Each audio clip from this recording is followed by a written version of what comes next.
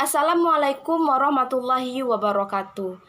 Perkenalkan, nama saya Ade Adriani. Saya mahasiswa Universitas Islam Negeri Sultan Taha Saifuddin Jambi, Fakultas Dakwah jurusan Bimbingan dan Penyuluhan Islam. Di video kali ini saya akan menjawab soal UTS atau ujian tengah semester yang telah diberikan dosen saya, yaitu Bapak Afriansyah, di mata kuliah metode penelitian. Soalnya ada 4. Yang pertama yaitu, apabila Anda diminta untuk membuat sebuah penelitian, desain penelitian apakah yang Anda gunakan? Apakah kuantitatif atau kualitatif? Kemudian berikan alasannya. Oke, jika saya diminta untuk membuat sebuah penelitian, desain penelitian yang saya gunakan adalah desain penelitian kualitatif. Alasan saya, karena saya lebih suka menganalisis daripada menggunakan model-model matematis. Selain itu, saya juga senang untuk langsung terjun ke lapangan mencari informasi tentang penelitian saya, supaya saya lebih paham dan bisa melihat langsung ke lapangan tentang penelitian yang saya cari. Dan tentunya agar saya lebih fokus dengan penelitian dengan sesuai fakta yang ada di lapangan. Itulah alasan kenapa saya lebih memilih penelitian kualitatif, karena saya itu jujur saya kurang suka dengan model-model matematis yang berkaitan dengan matematika. Walaupun itu sangat penting, saya emang kurang suka dengan matematis karena saya lebih suka langsung terjun ke lapangan. Nah, langsung saja. Pertanyaan yang kedua adalah, apabila ada tema penelitian kualitatif, kecerdasan spiritual dan psikologi santri Pondok Pesantren Nurul Iman, itu untuk absen yang ganjil. Dan yang kedua, dampak pola asuh orang tua terhadap perilaku keagamaan anak, absen genap.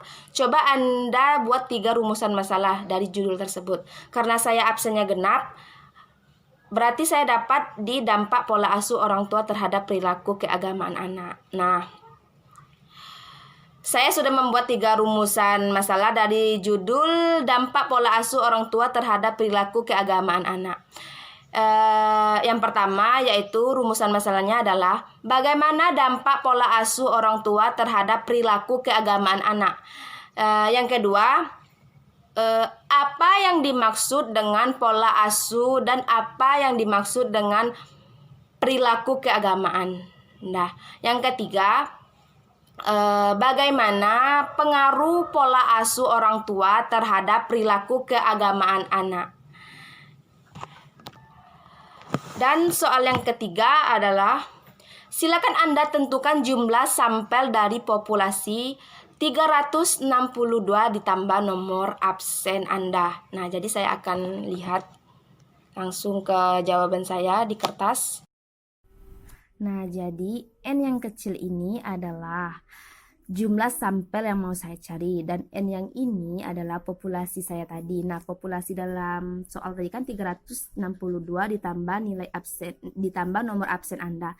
Nah, nomor absen saya 18, berarti 362 ditambah 18 hasilnya 380. Jadilah jumlah populasi saya 380. Terus tinggal dimasuki 380 per 1 tambah 380 dalam kurung 0,05 pangkat 2. Dari mana dapatnya 0,05 pangkat 2? Dari nilai D ini tadi. Nah, jadi saya akan menyelesaikan di dalam kurung ini dulu. 0,05 pangkat 2 berarti 0,05 dikali 2. Hasilnya yaitu 0,0025. Saya akan mengerjakan ini dulu. Berarti 380 dikali 0,0025, dapatlah hasilnya 0,95. Nah, terus saya akan menambahkan 1 tambah 0,95, dapatlah hasilnya 1,95. Nah, barulah jumlah 380 ini dibagi dengan nilai 1,95. Dapatlah hasilnya 194,87. Baik, lanjut ke soal nomor 4, yaitu soal terakhir, yaitu adalah jika Anda sedang melakukan sebuah penelitian di sebuah pasar, itu untuk absen yang genap, kampung nelayan untuk absen yang ganjil, tanda sampling apa yang Anda gunakan untuk menentukan sampel dalam penelitian? Karena saya absennya genap, berarti saya dapat di jika Anda sedang melakukan sebuah penelitian, Anda sedang melakukan sebuah penelitian di sebuah pasar. Nah, saya akan menggunakan sampel random sampling. Alasan saya adalah teknik ini yang paling sederhana. Sampel diambil secara acak tanpa memperhatikan tingkat yang ada dalam populasi.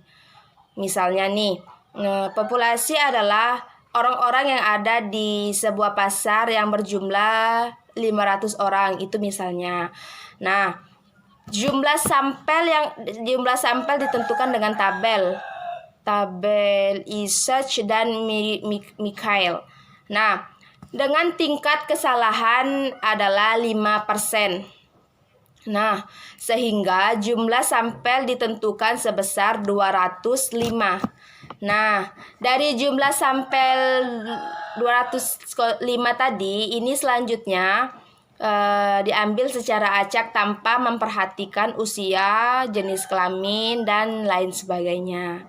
Nah, itulah jawaban dari saya, jawaban soal UTS yang saya jawab tadi. Saya minta maaf jika ada kesalahan dalam pengucapan. Saya akhiri, wabillahi taufik wal hidayah. Wassalamualaikum warahmatullahi wabarakatuh.